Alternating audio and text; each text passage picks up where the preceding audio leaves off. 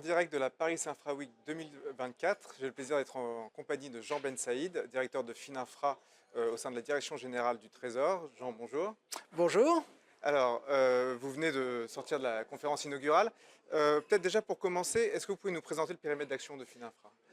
Oui, alors Fininfra, c'est un service, comme vous l'avez rappelé, de la Direction Générale du Trésor, un service de conseil pour les décideurs publics, D'accord. c'est-à-dire les ministères, les collectivités territoriales et les établissements publics. Et nous fournissons du conseil juridique et financier sur la manière de conduire les projets d'investissement public, en particulier ceux liés à la décarbonation.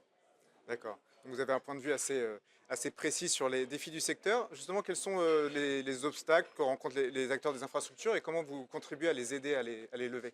Alors en fait, les obstacles sont de plusieurs natures. Il y a des obstacles qui peuvent être des obstacles juridiques ou réglementaires, de trouver le bon contrat pour conduire un projet, par exemple, de rénovation énergétique d'un bâtiment public, d'une école, d'une salle de spectacle. Il faut trouver le bon contrat, il faut trouver le bon financement et il faut surtout bien partager les risques du projet. Très bien. Une des grandes thématiques de la journée, c'est la décarbonation. Quel rôle peuvent jouer les infrastructures dans ce grand défi du siècle? Alors les infrastructures sont en quelque sorte le système nerveux de Ouais. l'économie et donc forcément elles contribuent d'ailleurs beaucoup aux émissions de gaz à effet de serre aujourd'hui et donc la décarbonation va passer par le changement de notre système d'infrastructure, que ce soit en matière de production d'énergie, de système de transport, de bâtiments ou même de télécommunications. Très bien.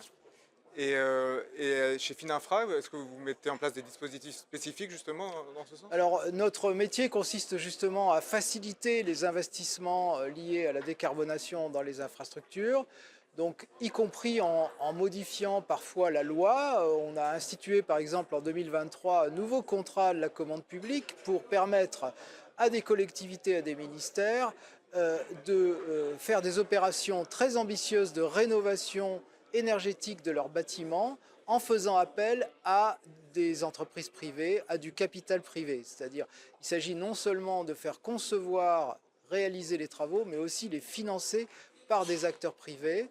Et la personne publique remboursera cet investissement sur une très longue période, parce que le défi aujourd'hui, c'est d'aller vite et d'être performant.